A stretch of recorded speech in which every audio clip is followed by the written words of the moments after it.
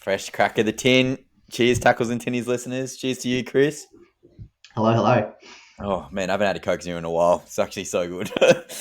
um, Chris, fantastic to see you, my friend. We missed you last week. Give us a little update what's happening in your life.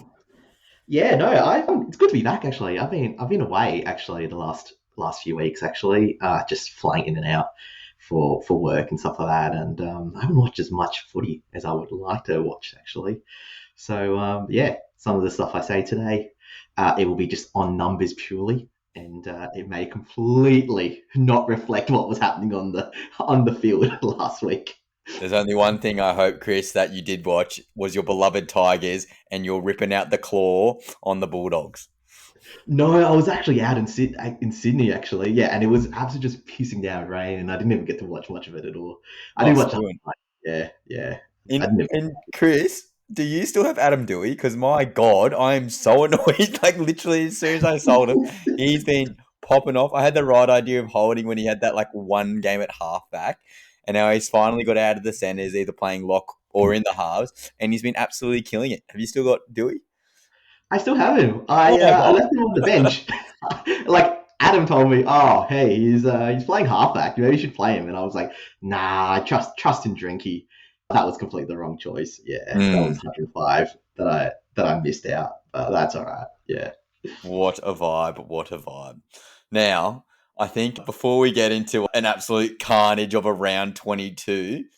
Chris, what did you score? What's your rank currently, and who did you trade if you do remember off the top of your head? Yeah, yeah. Look, I saw green arrows this week. I scored 1233 and I went up 128 spots to 937. So I'm finally back in the top 1K for the first Let's time go. since round 11. With two trades remaining. Like most people, my score this week was a bit of a what if, and it was marred by some of the sit and starts that I got wrong, like we just talked just then. I didn't play Adam Dewey for 105, and I also didn't play Joey Taps, who for some reason just played 67 minutes all of a sudden, and then he scored 75 as well. But no, I traded Jerome Hughes out for Cleary, and I captained him for 106. So, overall, can't complain. Yeah. Yeah, What about yourself? mate. It was an interesting pod with Adam last week. I had absolute no intentions of pulling the trigger on Reece Walsh, but tackles and tinnies, I did it, and I've come back. I've come back to life. I was so depressed 2 weeks ago when I missed out on Dylan Edwards, but Adam, the king of Super Coach in his Super Coach Council that he's in, he told me to put an armband on Reece Walsh. And then I put it into you boys in the chat, and I was like, boys, do I captain Walsh? And then all you did was got the South Park meme of Randy Marsh with the wheelbarrow and the big testes going around, just going carting up. I'm like, it's big ball energy, and I like it. So I'm like, screw it. I need to make a difference. I need to get some vibes going. So I decided to put the captaincy on Reece Walsh, and he absolutely popped off. And I was yahooing in bed really silently because Laura was asleep next to me. And then he got that really late try, and I couldn't hold it. Couldn't hold it. I was just yelled up in the air. I was like, let's go, son. Let's go. And then Laura's like, what's happened? I'm like, Reece Walsh just scored. He's on 140. And she's like, shut up, Ryan. You're really annoying. But Nah, well Laura, deserved. yeah, no, mate, I'm back. The morale is Yeah. back. The vibes are back. The trades are down, but the vibes are back. So, but they were short lived, and we'll talk about the Titans soon. But my God, that was very frustrating. But I actually scored well, and I am in the top 1% as well. So, Chris, we made it. We're back. I got out of there. I was sad, but now the morale's back. Walshy captaincy, top 1%. I scored 1,331. Your boy is on the rise. I'm currently ranked 2,556. But the trades is a big dilemma. And my boy Herbie Farmworth, who was on 71 points after 20 bloody minutes. I told you he's a VC every single week. Mate, he was going for 170. What are your thoughts on Herbie getting a shot by a sniper rifle in the field? Oh, look. I'm just real. Can I be honest? I never wish bad on people, but I'm so relieved. It's been such a hard watch not owning him. Yeah, yeah, Imagine. yeah. Like I I was on the plane and I was about to take off, and yeah, I was like, I've got to turn this off either way. But I was like, I think I can. I can't even watch until flight mode. Yeah, it was hard. Bro, Yeah. he just looks so good. And he's literally got that aura now that he just goes on the field. And every time he walks on, he's like, I am the best attacking player or best running player of the ball on the field. Good luck Oh yeah. tackling I honestly thought like when he was like literally 71 after like 15 minutes, I thought he was going to just break Tommy Turbo's record. Like I was like, me. he's going to score like 250. Like yeah, yeah, And that 71 actually doesn't reflect because he tore the hammy and then he sort of like got shot by the sniper, obviously, and he had to like sort of stumble another 6 meters. But Hammer was literally on his hip. And as we know, good luck Hammer in open space. So he could have literally gone to 100 points or yeah. close to after that one The try play. So, assist. Yeah. mate. But yeah, Herbie Farmworth, I think that's probably the first talking point. Everyone's got him. I'm looking right now on Supercoach, and about 41% of all super coaches have traded out Herbie Farmer. So 18,384 people currently, as of Tuesday night at 6:45, have traded out Herbie Farmer. Obviously, he's like $140,000, so you can pretty much go sideways or downgrade to anyone. Do you hold? Do you trade? What's the go? Yeah, yeah, no, I think the first thing we need to talk about is placing Herbie. I look, as you said, you can obviously switch him to any CTW that you want in the game, but trades are never without context. So like I'll preface by saying, Ryan, that if you have more than 4 trades remaining, then I'd say just trade Herbie immediately. But if you've only got 1 or 2 trades left, then and you have a playable 18 this week, you can still trade him, but I think you can't do it without thinking whether you can hold on to him at least for another week. Like the last thing you want to happen is to jump onto another CTW and then that player gets injured. Mm. Like, with the injury carnage this season, like it's a real possibility. You just asked the 0.8% of teams who got him in last week. Like I think the good thing is that his 840k won't change in value. So you can still train them out later on. Yeah. Yeah. And I'd say just wait and see how your team goes this week first before you move him on, is what I'd say. Yeah. Yeah, I totally second that motion. I think it's really important to think about if you have the numbers. So I'm the prime example. I have 1 trade left, so which you just mentioned, but I currently have 18 players exactly with enough center wings to cover the absence of him and my boy Lawson. He's coming back.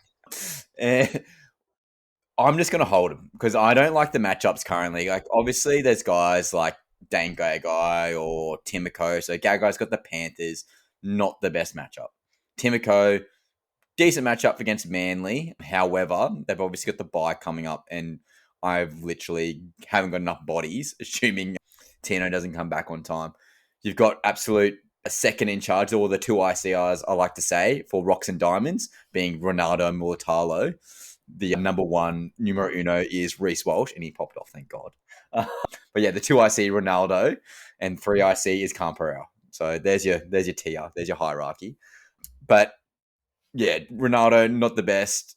So I don't know. There's no one really standing out to me this week. If you can field enough people, thoughts on that? Yeah, yeah. I see what you're saying. I should also just note that you're saying this, I think, because you have Zach Lomax. Yeah.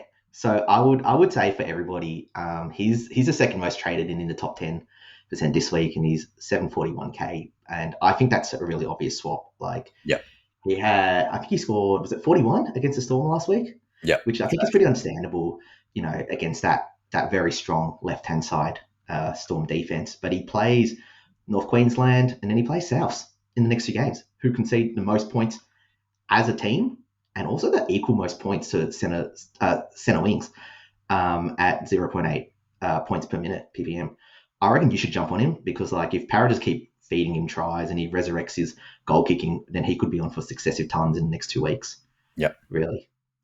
I differ with you on Dane Gagai only because the Titans played Penrith last week, and AJ Brimson scored 117. So I don't think that if you're a fullback and you're playing Penrith, I don't think you should be scared. Yeah. And so therefore, as a result, I don't have an issue with people trading Dane Gagai this week as well. And obviously he's actually the number one traded in this week. And I guess that's also because most people already have Lomax. Because this last 3 game week, game average, he scored 96. Yeah, so it turns out, Gagai turns into Origin Dane also when he puts on the fullback costume and not just the Queensland shirt. Yeah. And yeah, look, his base and power is actually 64, which is even better than Lomax's in the last 3 weeks, which is 58. Well, And I think that if Lomax is on your team and you have the trades, I reckon you go Herbie to Gagai this week. Yeah, before he just goes even high and becomes 700 plus. Yeah. can't do it. Can't do it with one trade. He gets the ball and he's almost like walking wounded every single time. The only thing I will say with Gagai versus Brimson, I'm not emotionally ready to talk about the Titans yet because that was devastating. But Brimson's very, very explosive. And I think that's sort of the way he was like breaking the line. Gagai doesn't really have that in his game. Well, not in more recent years. He's sort of lost a half a step, which is nothing wrong with that. He's very methodical and powerful in what he does in his own right. But I think the Panthers obviously rocked up into Seabus looking to a definitive win. But if we look at Gagai's next couple of games, so obviously they've got the Panthers currently, but then we're looking towards the Cowboys, the Broncos, the Sharks, and Parramatta Eels. So definitely some juicy matchups there. And yeah, I think the Knights obviously got Bradman Best back this week as well. So another strike weapon. That's pretty good. So Gagai is good, but if everyone's getting Gagai in, you're sort of in that ranking between, let's say, yourself and who's in the top 1K, and then you got someone up in like maybe 8,000. There's not going to be more than like 500-600 points between all of us. You're probably going to have to look at some more pods, and I think recency bias is a hard one to say, but Katoni Staggs in the past couple of weeks, my God, he's looking good. What are your thoughts on Katoni Staggs? Yeah, like Katoni, he's like less than 1% owned in the top 10%. Yeah, I think you bring him up admittedly because the Broncos just smashed Souths. I think he's too attack reliant, and he's got to come up against Melbourne twice. Again against that left hand side defense, it's the same thing as Zach Lomax. I think you can get him if you want by all means, but I don't think he's the answer. He's not goal kicking either. I have this issue often again with centre wings who don't goal kick as well. I think you should avoid him admittedly. But if you like him, 100% go him. For what it's worth, I think Gagai is actually less than 30% owned, actually in the top 1%, and even I think he might be a little bit more owned in the top 10. But yeah, he's actually a bit of a pod still in the top 1%. Yeah. I think after obviously Teamless Tuesday, which has just come out a couple of hours ago, that could change surely. But again, people like myself who are long trades, Chris, and I get obviously the Herbie Farnworth, he's the guy. If you're gonna trade him, he's got to go out. Potentially Yeah. could be back around 27 Yes. if the Dolphins are still in. So I'm praying that happens. But you could also look at a guy like Beau Fermor as well. So again, he has the Titans have sort of found some life. And again, I'm overly optimistic being a biased Titans member. But if you've got my boy Kane Bradley in the second row, you've got that dual position switch again, which can be quite handy as well. Would you go a guy like Beau Fermor with that centre wing dual 2RF, or would you again just look for that out and out gun, hoping that Gagai can hold out for the rest of the season? Yeah, look, I think Bo is actually a really interesting one, because his base and power has been great this season. It's been 60. He's been averaging 60. Like you said, the Titans are coming into, are coming back to life, and they're running into a fairly okay draw. And as a result, he can jag a try, and because of that dual status, that's the important bit. Because if a forward goes down, all of a sudden you don't have to buy another forward. You just move him up to 2RF, and then you just pick up yet another high ceiling CTW. Yep. I think if you're keeping Herbie this week, but you're looking to replace Lucas and Keon, I reckon go get him. I don't think he outscores Gagai at all. Just for food for thought as well, our co-host Adam, he thought about Beau Fermor, So if he thinks about someone, and you want to buy him, you're probably on the right track. Yeah. Mm. Now, if we're talking CTWs, mate, and again, we do love a duel here on tackles and tinnies, well, especially our boy Jakey, who's currently potentially actually in a hole in New Zealand.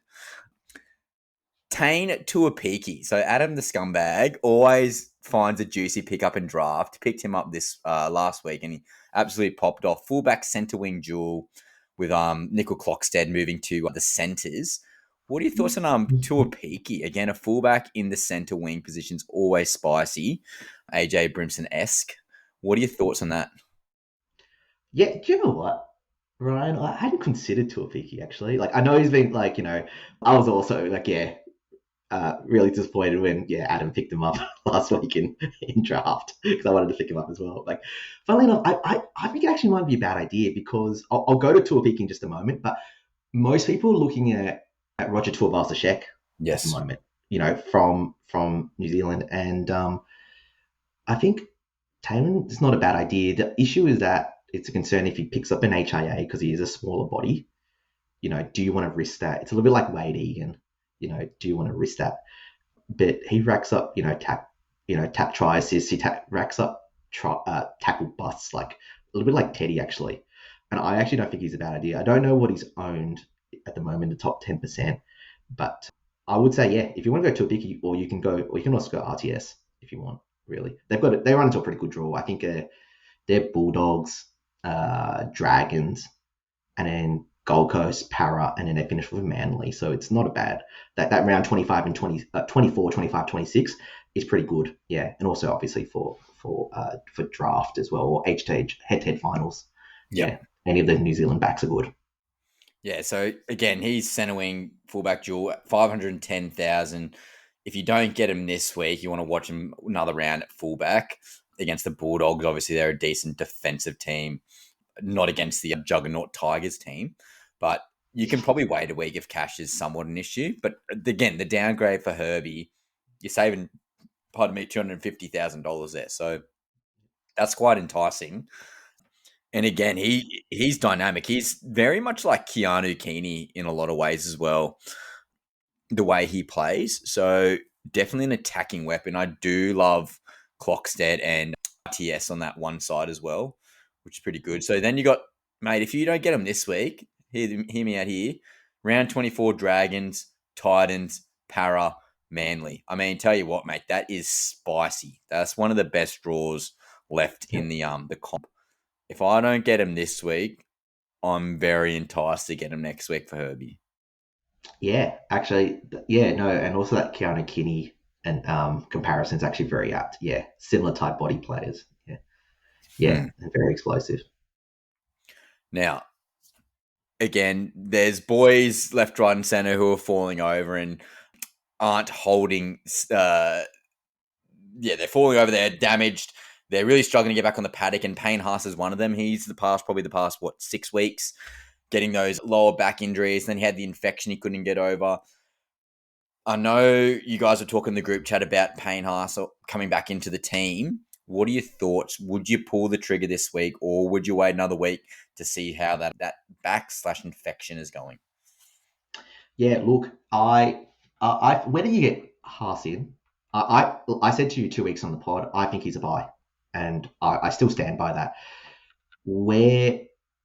However, it's like what you said. He could be injured, and if you buy him this week, like, and then he goes down with yet another issue, then you feel like, and he scores 55, then like you did 2 weeks ago, and you're just tinged with regret, if that makes sense.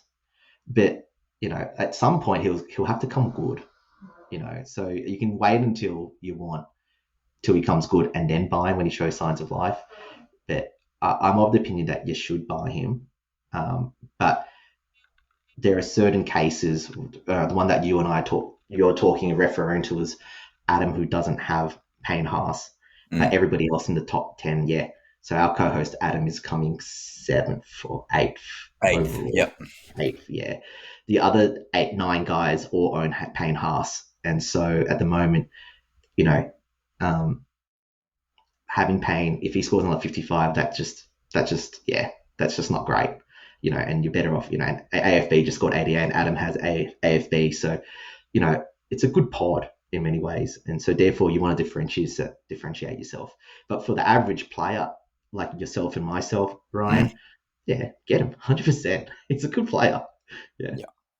Like Melbourne Storm this week, decent forward pack. Dolphins next week would be very spicy with how decimated they are up front.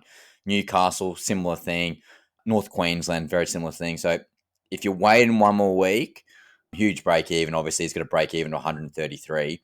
But that 3-week one before that round 27, which they're probably going to rest him if they can't get in that top 4 position against Melbourne Storm.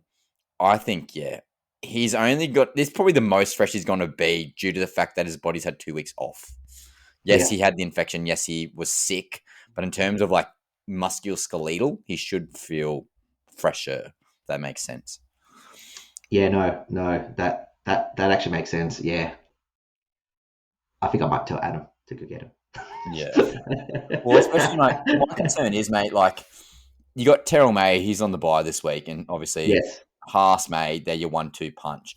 Keon's down, Tino's down, and they're your other probably top 5 or top 6 boys, and then Aaron Clark's the other one. So obviously AFB is in the mix, definitely in like the top 7 players for sure. So if you're on AFB, Aaron Clark, yeah, fair enough. But I think anti-potting Payne Haas for majority of players, and even in Adam's situation being the top 10, I think you have to go on this week. I think against Melbourne Storm, he's just going to want to rip in and just, again, Broncos have so much to play for, and I just don't see him not having a good game. I just got that vibe, you got that feeling, got that gut instinct where it's like, this is the Broncos' time. They're sort of turning a corner. Boys are coming back. Ben Hunt's got another round underneath his belt at hooker. Obviously losing, and I think also big thing to note, Xavier Willison went down, which means Payne Haas minutes are probably going up. So, another big hurdle there. I think that's another tick in the box for Payne Haas. Does that change your thought if people were trying to wait 1 week because it's Melbourne Storm? Yeah, like the frustrating thing I find about these big games, like you think that these players should play, big minutes, like Haas probably will, but then, when you're versing quality opposition, sometimes you just the frustrating thing is that you put away, for example, the offload.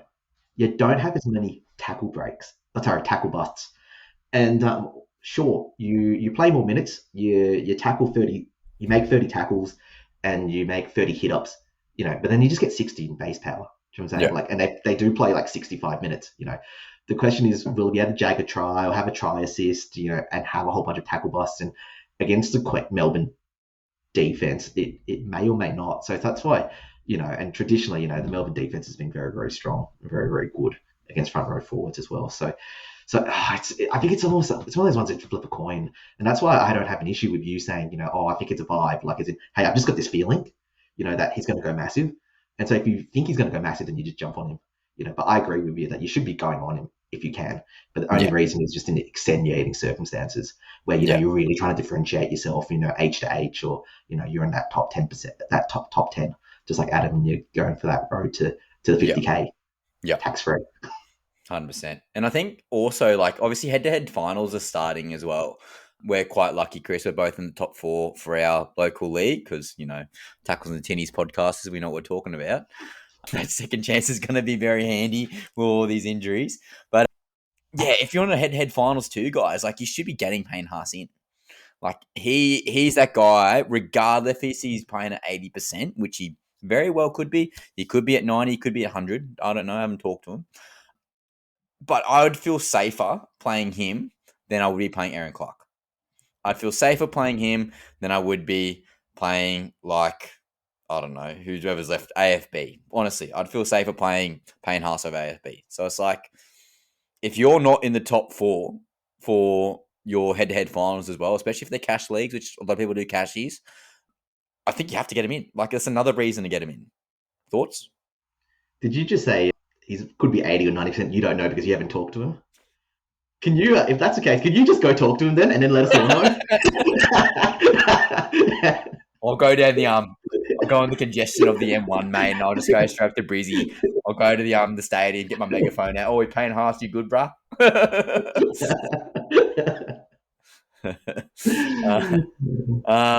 Now, so we talked about Haas. We talked about Herbie. Now, I would also like to talk about Tommy Turbo. Okay. Have you held him? I can't remember. No, I sold him like So, weeks and weeks ago. so it must be Yeah, Jake. So Jake and I, yeah, yeah, my boy, Tommy Turbo, he's back to fullback. Okay, Lehigh's yeah, out. I'm loving it. I'm on the Turbo train, mate. I tell you what, I could go full vibes and chuck an armband on. That's how much vibe yeah, I'm feeling. yeah. What are your thoughts on Tommy Turbo as a bit of a pod? I think he's about 10% owned still. Would you, oh, it might be a little bit more, maybe in the top 7% anyway, but what are your thoughts on Tommy Turbo? You know my thoughts on Tommy Turbo. I love him. I love him so much. Yeah, no, yeah, he's still cheap. He's 657K. Since he moved to right center, I know he's at a 4 game average of 82. That being said, that's that 100 was that 134 that he had against the Bunnies as well. And last week he looked really good when he played at fullback in the second half. And now he's back there permanently. I don't know, man. Ryan, I always get sucked in by Tommy. I reckon yes. I reckon yes, because he plays West Tigers in 2 weeks' time, and he plays St. George at some point. And he also plays the Finns, and New Zealand. Yeah, he could. Part of me thinks they've the Manly attackers. Last week they scored 4 points. It was pretty atrocious. You know, like and I guess in many ways you're just praying that he pulls them out of funk. But I think he could also wait. I think he plays Canberra this week. GAO, that's always a hard task. To Yeah. go big. If he goes big, then you go, okay, let's sell someone to Tommy. Yeah. Well, I think that's the biggest issue, isn't it? That Raiders matchup is just not desirable whatsoever, especially at GIO. But as you mentioned, mate, West Tigers, Finns, Dragons, Wars, mate, for those last 4 games, assuming that he's gun-ho, ready to go 100%, I would trade Tedesco to get him, honestly. I just got that feeling, again, pod move, because, again, you got to make that differentiation. I think he could be the one that just flies them home or tries to push them in that top 8 position. Yeah, yeah. Yeah, it's something that I've been pondering as well myself because, Teddy's just literally fallen off the cliff since Sam Walker's come back. And, I haven't watched many of the Roosters game. I know last week, because of all that rain, he was just slipping and sliding. He couldn't hold. He couldn't stay on his 2 feet. But yeah, I reckon you could totally trade Teddy to Tom or Edwards or Walsh for that matter. It's just, do you have the trade really? Yep. Yeah. And speaking of Teddy, I could also say you probably could also trade him to some of the halfbacks. Isaiah Katoa, he now has goal kicking. He's been averaging 65 all year, but that should go up now because Jermaine Osaka, he has groin injury. Yeah. Well, you could just sell him to, his counterpart, Sam Walker. He's been averaging 72. He's 3 game average of 80. I like both, really. Yep. Yeah. But you could also, if you think Teddy, because the one thing is that if you sell Teddy, he plays the Rabbitohs in round 27. You may trade him and you may not be able to get him back at the end. And especially if you have Drinkwater as well. He also doesn't play round 27 as well. So, yeah. So you're losing 2 halfbacks in a way. But I guess you're getting 1 halfback, But it's just a really, really good, that final game, Teddy could go massive. That's one reason why you might want to think about holding Teddy as opposed to selling, especially you don't have many trades left. Yep. Now, Scotty Drinkwater, not good. So happy I faded, just putting that out there. Would you get rid of him now? I don't know. I think there's just other fullbacks who are in much better form. And again, we just talked about Tedesco, talked about Turbo. But if you had to rank your top 3 fullbacks right now based off form, I think it'd be Edwards. I think it's Walsh. He obviously has an upside with the Broncos now fully fit. And then I'd probably say Turbo would be in there as well, just due to the fact that he's just a gun. What are your thoughts? Especially round 27. Yeah. Look, I'd be tempted to hold him. for the moment, only because he plays Para this week and then Newcastle and Tigers. These are all the bottom teams at the end of the day, really. And I would say another reason why I want to hold him, is because if you're thinking about trading Teddy out, then you're just wasting another trade on another fullback. And I would say that you want to wait maybe until next week as well, when Latrell might be back, because if you didn't realize, uh, he's been named on the extended bench for the Oh, bunnies mate, this he's week. playing. He's definitely playing, I Oh, he's reckon. definitely playing. That just I can't sucks. say So, definitely, obviously, yeah, but if he's named on the extended bench, typical bloody Gold Coast Titans going to get screwed over. But love to see it. Want to see Latrell play, but I reckon he's going to play. Like, why put him on the extended bench? What does that get yeah, out of them? Like, yeah, if he's ready, he's ready. yeah. And then if because if you can get have Latrell playing, they also have a pretty good draw. They have a bye in round 26, but you want to see him come back this week probably, because then he plays Eels and Dragons the next two games. So it may be worth getting him instead as a pod as opposed to Turbo. But could You know, you? It's so hard to get Latrell because, again, we do have to think about head-to-head finals. If you've made the head-to-head final, which is another variable as well, you might be killing it in overall, but for some reason you haven't made your head-to-head finals, or you get knocked out in round 25 or whatever, round 24, doesn't matter. Yeah, it's hard because you've got to consider that round 26 bye. But again, yeah, great pod, great pod. yeah. Well, I mean, you have to ask yourself, do you think that uh, Latrell will score more in two games against Para and St. George Mm-hmm. versus Drinky in three games against Para and then the other two teams, which I forgot it. Mm. Man, Cowboys are dog shit, eh? They're so bad. Yeah, and then he didn't goal kick as well last week as well. Like, even right in front of the sticks, I was like, oh man, Drinky, what So you doing? bad. But he's my favorite player. You got to live by Drinky and you got to die by Stinky. He had a Stinky last week. Hopefully he's back to Drinky. Yeah. Oh, Chris, I think I'm emotionally ready. I'm ready to talk about the Gold Coast Titans. So, as everyone knows, I'm a member, and it was Randall, it was Sam, it was myself, and about 1,000 Gold Coast Titan supporters and 17,000 Panther supporters all on the bandwagon, obviously. And it was an emotional first 20 minutes, okay? It was like, we have a chance. No one scored. The defenses are doing really, really good. And then literally like 22nd minute, bang, Panthers scored. I'm like, oh no, it's happening. Bang, another try, another try, another try. 4 tries in 20 minutes. I'm like, Gold Coast Titans, not surprised, not surprised. 24-0 down. We look so good in the first 20 minutes. We can't play a full half. Typical Gold Coast. And I don't know what Des Hasler did, but he's pulled something out of his ass, and he did like one of the best sprays of all time, because they came out in the second half and they were a completely different team. They looked like a bloody top 4 team in the second half. And it was so good to see. Obviously, when Targo did the illegal move, they scored 3 tries in 10 minutes, and there should have been another try in there. I don't know. Oh, no, it was near the end of the game. So they eventually got it back up. Jaden Campbell, Brimson, they were spearheading this attacking flow. But Philip Sami in the corner, okay, got the head high tackle, going for the try scoring situation. Brian To'o, 1, didn't get sent off. 2, didn't get the penalty try, like double whammy bullshit, whatever. And then we have a look with the water boy situation. Now, Chris, I was literally almost in line with Jaden Campbell. So if you were to look at the goalpost, like imagine you're sitting in the stadium and I look to my left, I'm in line with Jaden Campbell. I literally had the best view of like him about to kick the goal. And then all I see about, so I'm at row 9. I'm right in front of the Titans bench as well, don't get me wrong.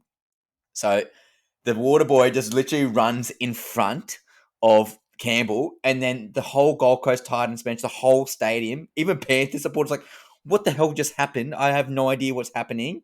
And the guy's like, yeah, puts his hand up, whatever. Everyone knows the story. But the Titans bench, blowing up, absolutely blowing up. And I don't think that was on TV. And I think that was a good perspective to tell, because we all know that's not the right thing to do. And obviously, listen, like NL360, a couple of other podcasts, whatever, people have different opinions on the penalty, on how it should have been and how it should have been handled. My perspective is that at a minimum, he should have got a re-kick. Like, have your kick. If you miss, you go again. Option 2, you have an 8 points. So, like, you have your kick and then you go to the front of the post. Or option 3, you take the penalty in front of the post. But really, you can't say definitively that the Titans would have won that game, obviously. But I think if the NRL want to make a hard statement, which they did, they gave $50,000. But I tell you what, the Penrith Panthers Leagues Club would probably make that in one night. So that's whatever. And then they should get stripped of 2 competition points. What are your thoughts on that? Yeah, look, What I did I get? stand with I stand with the titties. Yes. Look, Good boy. look, Titans are completely hard done by. It's like you said, the Toto high shot on Philip Sami. That would have been a try any day of the week, and then they would have been after. You guys were absolutely robbed. Like, I can't say as to what the penalty should technically be in that time, but I like 50,000. Like, I think a quick question to ask is, what does a win equate to financially for every team? Same. Is it 50,000? Because if it's 50,000, I would do this again next week. If this same scenario happened with any other team, I would literally just get anybody, water boy, just get them to walk out in front of them. Because it's worth the 50,000. You know what I'm saying? Especially for Like, that particular situation where the yeah, Panthers are fighting for top 4. yep, They're fighting for top 4. And the yeah, Broncos are right snipping at their heels, okay? Warriors are right there as well. But it's worth it. 100% it's worth it. yeah. If they make top 4, they lose in the first round, and then they win the finals, win the actual premiership again. How much is the premiership worth? Like, what, $4 million per year? I'm just making these numbers up. I Yeah, don't of know how course. much it is. Yeah. Like, it's totally worth it. Yeah, I agree with you. I think that the NRL has to come out with like a really hard stance. Like, either they have to do like a real hard blanket rule, like all trainers are banned, or you have to make an example of Penrith, like, and you have to just ban them from having, for the next 4 rounds, they're not allowed to have any trainers at all, to Wow, make that's a sure. wild take. I haven't heard that one. That's Yeah. wild. No, because I think you have to do almost a little bit like, when they were doing too many high tackles, like Yeah. was it round 7 or Yeah, round 8, yep. and everybody literally got sin bin, and everyone was like, this is crazy. But guess what? People aren't high tackling anymore. True. Sometimes you have to strong that ridiculous message that's way over top, that's disproportionate. That's what I think, really. But I don't think you can take away the points, because if he kicks it, if Jaden Campbell kicks it, then, we're not talking about this True. necessarily. Yeah. Yeah. I totally agree, Chris. I think it just has to be like $50,000 for a powerhouse club and a 5-match ban for a fucking water boy. Like, I mean, Yep. come on. That's a Yep. slap on the wrist for like where we are in the season and for how much that game meant for both clubs. Like, Titans are fighting for that wooden spoon. As a member, I don't want that. And they deserve to win that game, going off how the second half went. And obviously, there was an opportunity where the Titans got a penalty very late in the game. And when I was live and my adrenaline was pumping, I was pumping. But they got a penalty pretty much right in front. And again, I'm 9 rows away from the Titans. I'm right there. And the trainer's like, up to the guy, up to Desi Hazard in the box. Take the 2, take the 2. He's looking, he's waiting. And Desi didn't take the 2. I understand, and I agreed at the time, Captain Hindsight, obviously, right now, but at the time, you want to keep them in their 10-meter line. I literally just said, run the ball. Let's back out a fence. And obviously, we know what happens next. But if you took the 2, they have to score. Have to score a try. I'd probably, in hindsight, now feel more comfortable doing 1 or 2 sets, everything all out on the line, defending. Okay, give a penalty away. Who gives a shit? They're still up by another 2 points. That was a poor decision at the time. And again, I agreed with Des, keep him down that end of the field. But yeah, mate, it was just devastating. Like, the whole crowd was just in awe of what happened. I think Mitch Kenny needs to get a bit more love and support because, again, watching it live, him passing it from what it was, he didn't realise where Cleary was. He was still on the 30, and all of a sudden he ducks back another 12 metres to get behind the 40-metre line. He literally looks up like, shit, he's like 25 metres away. Bullet, bang, just lower than, was pretty much at the drop height. It was like pretty much perfect pass. Bang, rest is history, 2-point, phenomenal field goal. Yeah, unreal Cleary, like absolute gun. But it's also frustrating as a Titan supporter. And again, this is my emotional spiel to you, and I'm going to keep rambling on. But the Titans bench rotation, and I've got an inside source, and he says that the boys don't agree with it. But you're picking a guy like Tom Weaver. Why? What does he do for you? He can't play hooker. He can't play in the middle. He's too small. You're literally playing him at 5'8" or halfback. Why not put Cam Pereira on the bench? At least he can cover positions 1 to 5 in a pinch if he had to. Okay. At least at least Cam Pereira, if you had to, I reckon he could play in the middle for 10 minutes and just let him sniff around the ruck as like a second fullback and just go. Let him sniff around and try to get a try. Tom Weaver did not play that game. And I think when Phil Sami went down and Tom Weaver did not go on the field, that was a huge coaching failure on Des Hasler's behalf by not getting the right rotation. What are your thoughts on that? Yeah, look, he's had a few head scratches. Speaking of Tom Weaver and stuff like that, because he has put Cam Pereira on the bench the last few games, and he's just not played him as well. And then a couple of the other forwards, he's played them, as in the interchange forwards. I can't remember their names now, but he's played them for like 7 minutes and just more than yeah. Like why have 4 players if you're not going to play one of them ever? Literally, or for like less than 10 minutes. Isaac Fasul Malawi, like Tino's brother, cousin, whatever it is. Yeah. He plays like 7 minutes a game. Howe plays like 7 minutes a game. Alec Winky wasn't getting on, and then he plays a couple of minutes. And then I sort of got distracted before, but Alec Winky went out to centre, and typical Penrith Panthers, they saw the weakness in the armour, the second row defending at centre, bang, down the edge of the field, Blaze Talangi, Nathan Cleary, whoever else was involved. Yeah, well done to them executing that play. But yeah, look, you guys, devastated. Honestly, Titans and Titans fans were just hard done by. It's just shitty. Just shit happens. That's like it's the best way to put it. And you just go on to next week. I get what you're saying. It's just frustrating. Like just to add to that, like it's just when you're the premiers and they always, people get upset that like fans get upset that Penrith get favoritism. It's not like they need any more favoritism. And when you do stuff like this, it just adds to that conspiracy that Penrith get all the they get all the favorable calls. Calls. Yeah, exactly right. But I will say as well, just it's not as bad, but the same hit that Kikau had against Drinky a few rounds ago, where Drinky made a line break and was about to score, and then he got hit high in the head by a Kikau. Like Drinky didn't get HIA'd, but it's the same thing as Phillips Army. Same thing happened, and they just said, and the bunker said, that had no effect.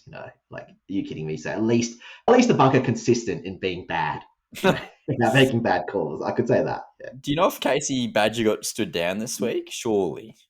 Yeah, she probably will get stood down again, which is. I will say, I don't know if it's good for the confidence, but like I get there's accountability, but I feel like every few weeks she gets stood down, and then she comes back, and then she gets stood down again. Like it's a little bit like the Jackson Hastings, Jack Cogger, and who's the other one, Tyson Gamble situation. Like every week, one of them's getting dropped. Like it can't be good for your confidence, and I'm not surprised at all that she and other touchies and other refs are making mistakes.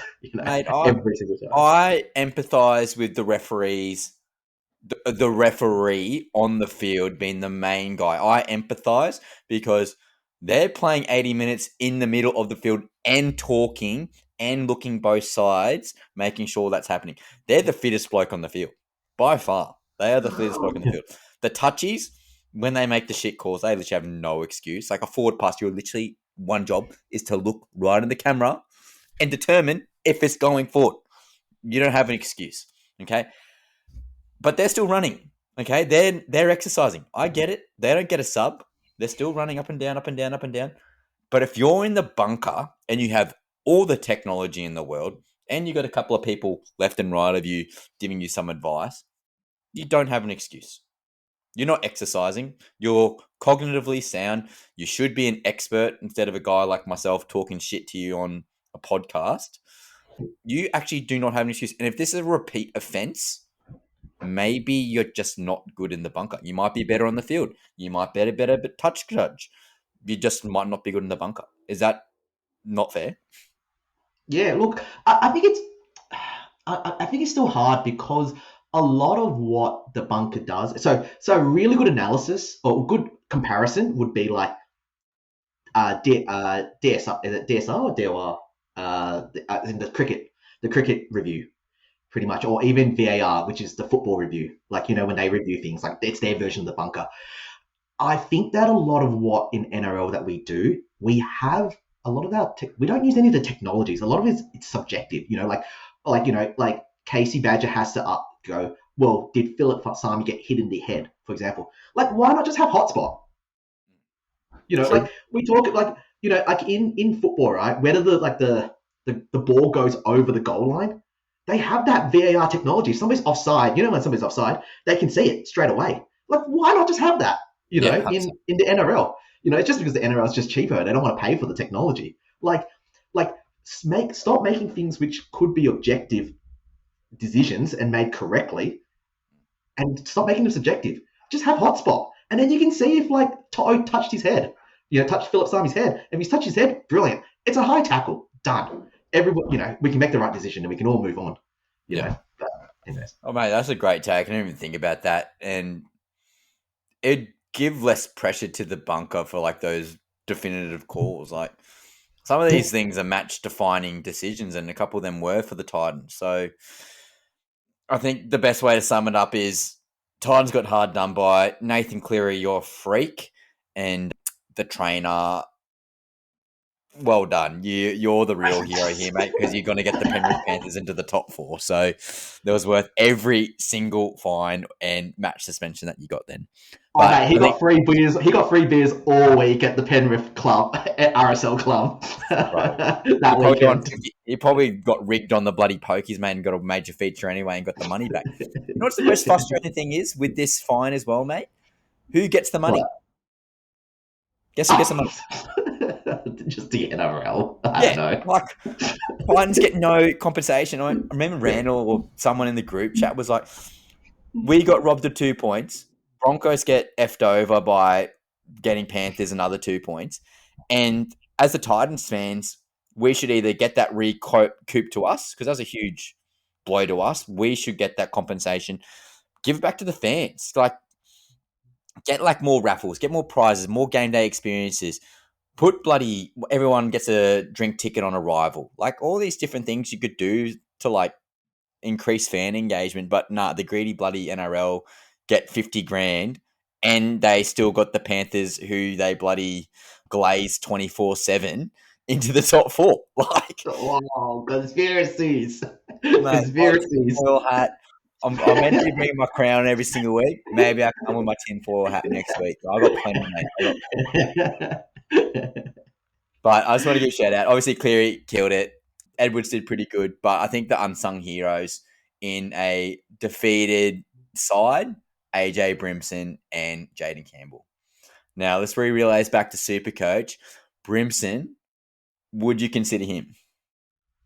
Look, yeah. If my biggest concern about AJ was basically just simply the whispers that Keanu Kinney could have been back this week, and he was at risk of, being moved into a different position, like into like probably that into that left center position. But given that he's not there at all, 100%.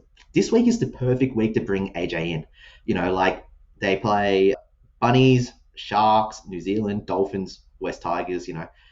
Two of them are good. Two or three of them are really, really good matchups. If you get them, it has to be this week because you want to be playing the Bunnies. especially before Latrell gets match fit. 100%, definitely. Agreed. Yeah, mate. And again, that 5'8" centre wing duel, if you've got Adam Dewey at 5'8" still, like, what a huge get there. Like, you got that flexibility. You can switch them around as well, which could be pretty desirable. And, mate, Jaden Campbell, bloody hell. Gold Coast Titans, if you're listening, someone in the Gold Coast Titans, if you're listening, give that money his bag because he bloody deserves it. He is keeping us afloat. He has been that good, especially like the past month. He is putting that team on his back, and all the murmurs and reporters and analysis saying that he can't play halfback. His playmaking in the past month has gone through the roof, in my opinion. He's looking so good. He's actually controlling the game a lot better. And again, Foreign has lost not one, not half. He's probably lost 5 steps in terms of athleticism. But he's certainly obviously rubbed off on Jaden Campbell in a positive way. So if AJ does go to 5'8" or Carter Gordon goes to 5'8" with Keanu Keeney floating around at fullback, I think Jaden Campbell, with more weapons around him, he's only going to get better at halfback. And Yeah, Perth Bears or PNG or some other club could easily chuck him 1.1 million, especially with his dad obviously playing for the Gold Coast Titans. He loves it on the Gold Coast as a Tweed boy. Sign him up. Sign him up. Give him all. Give him in the bag. Get rid of anyone else. He needs to stay. Thoughts? yeah, no, I agree 100%. When I first saw, Jaden Campbell, I didn't think he'd, when he moved into halfback, I didn't think he could kick. He's got one of the best kicking games, such a long, good kicking game. He's a good So good. passer, great tackler. But runs the ball first as well, and he's electric, and he just makes things happen. Yeah, I would say to the time, just sign up for as long as possible. Whoever it is, sign as much as possible. Yeah, yeah. He will, like, he is technically a premiership winning halfback. And for those who are playing Supercoach, or those who are still listening to this podcast and into Supercoach, go get him if you can. I think he and Munster, in my opinion, are the best two 5'8", really. Yeah, so you should be getting him if you can. Or you can even get him, just put him at your flex as well if you want to. Yeah, at fullback. Well, I'm just having a look. So Jerome Hughes, very similar pathway in terms of coming from a fullback position and then getting shifted into the halves. Jerome Hughes is currently 29. Jaden Campbell is 25. The way Campbell has rounded out his game, he's obviously beefed up a little bit, getting a lot stronger, which is the main thing. Doesn't have to beef up, just got to stay strong, especially in contact. If he can get rid of those soft tissue injuries, which has been very durable this year, touch wood, everything getting touched here, I don't see it too far-fetched that he could get a Dalian. Yeah, I think, but I also think that Dalian's also currently also linked to your team as well, how your team goes. So I don't think can you win Dalian if you're not in the top 8? Believe, Chris. manifest. But he has that ability. He has that. I agree, 100%. 100%. Upside. Yep. He has the upside to be a MVP type candidate. Well, to be fair, he's a better Ben Barber. Yeah, Jai Gray, love the guy. Absolute workhorse at 5'5". He was in the Dalian for weeks and weeks and weeks in a crappy team. So can't be hating him too much. But again, Jaden Campbell, sign him up. $1.2 million over 10 years. Give him the bag. If he leaves the Titans at the end of 2026 or 2027, I can't remember which one, we are going to be in big, big trouble. Like big, big trouble. Like we're going to take a severe step back. I don't know if we can go back any further than we are now. But yeah, got to re-sign him. Yeah, no, you'll hear no disagreements from me. I agree with everything you said. All the sentiments. Yep, he's a good player. Now, so we went a bit rogue today and I kind of liked it. But let's have a look at captaincies, Chris. Some hard matchups this week. Like obviously you got your Melbourne boys against the Broncos. So Reece Walsh, I'm a bit nervous putting an armband on him at Amy Park particularly. You got the Panthers against Newcastle. So Nathan Cleary or Dylan Edwards, that could be a bit spicy. Yeah, Tommy Turbo against the Raiders, that's a bit scary. Nico Hines, I refuse to put an armband on him again. He's just lucky enough to make the cut of my team, let alone get an armband against the St. George Dragons. Obviously, no Herbie anymore, so the Dolphins against the Roosters. Again, if you've got Katoa as a bit of a pod, that could be interesting. But Tedesco, yeah, he's jumped off a cliff or jumped in a hole in New Zealand somewhere. I don't know. Doggies, doggies are struggling or with inconsistency. New Zealand, not too many relevant players. The person that I'm actually thinking this week, mate, Gold Coast Titans against the Rabbitohs, and we've just been glazing him, and it's actually Jaden Campbell's my captaincy choice this week. Yeah. Yeah, no, he's going to be my captaincy choice too. Yeah, Let's the ride good it, mate. matchups this week are the last two games of the round. Yeah, Tits versus Bunnies, and then Para versus North Queensland. Like Zach Lomax is another captaincy option if you want to. I think the hardest part will be if you want. Like I really wanted to VCJC into Lomax. The problem is that if JC goes well because it's the second last game, I don't have anybody to loop in, which is problematic. So I agree with you. Even though it's St. George, I don't think you can touch Nico at the moment. He was on like what 60, like at the end of like the first half, and then he didn't touch the ball at all. It just Trindle just took over. So It's just trash. so I hate him. frustrating. He's my So nemesis, frustrating. mate. He's my Yeah, nemesis. yeah, yeah. Therefore, yeah. I've said in the chat that I'm calling him Timo Cleary until he has a big triple again. Yeah, Oh, I think that. Yeah, I don't think you can touch Kiraz either because mm. Kiraz he played fullback, like literally in defense technically, but in offense he was playing right center wing, and it was Stephen Crichton who was sweeping and playing that fullback role. So I don't think you can touch him either. Yeah. I think that you've only really available VC option this week is Cleary, and I think it's Cleary into JC personally. Yeah. Mate, I've literally took the words out of my mouth, mate. Yeah, 100% Cleary into JC, lock and load.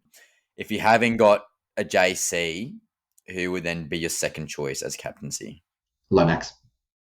Lomax. Spicy. That is spicy. That's upside, but it's spicy. We got any love for Reece Walsh going back to back?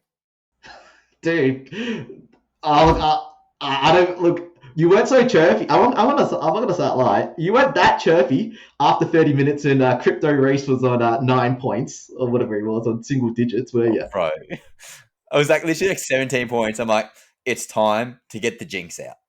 And then I literally said it, bang, try assist, bang, Yeah. try contribution. I'm like, what can I say? Magic power. Yeah. I also was looking last night as well, but I think his top score against the Melbourne is something only like in the high 60s or 70s. So look, he could go big, but like history's not with him. History is meant to be broken. So Yeah, true. yeah.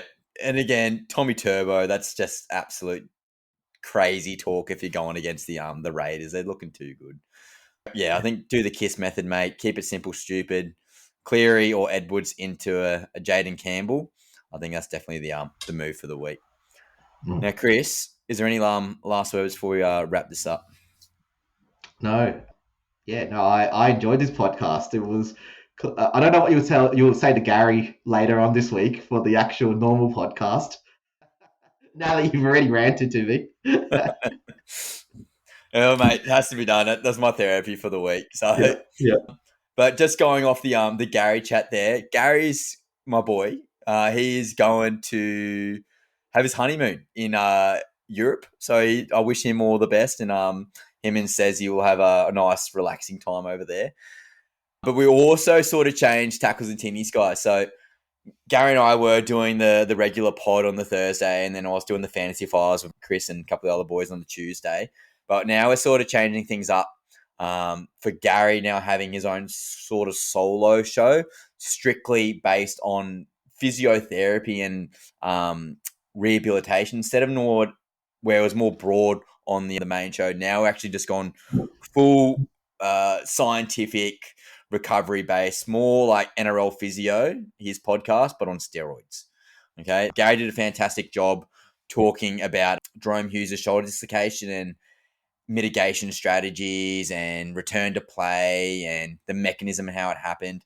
So go check that out. That's on all your platforms again, guys, either audio or video version. And then obviously we have our shorts, whatever. And then I'm looking at potentially going a news-based show. So again, getting those hot topics that Chris and I sort of sneak peeked potentially could be another variant again, we're going gangbusters here on Tackles and Tinnies. We're going to go big. We're going to be bigger than Bloke in the Bar. It'll be tackles and bars. I don't know. We're evolving. Yeah, no. I second you with Gary, man. I listened to him with Jerome Hughes, and you got, for people who are really interested, like not just like just in what it like in terms of like how many weeks will somebody be out for. Give Gary's physio podcast a listen, because he gets deep into it. Like you said, it's on steroids. Like he actually goes through exactly what the mishaps can be, or what the idea of how you're training people to come back to do things. And especially if you're a healthcare professional like myself, it's always fascinating to see what others are talking about. So yeah, 100%. for NRL physio, watch out. Yeah, literally. And also I want to second that motion too, because even if you're not into Supercoach, which we talk about, and we talk about NRL as a whole, you don't even have to like the NRL to listen to Gary's pod. Like, he's so knowledgeable just in regards to like even strength and conditioning into rehabilitation.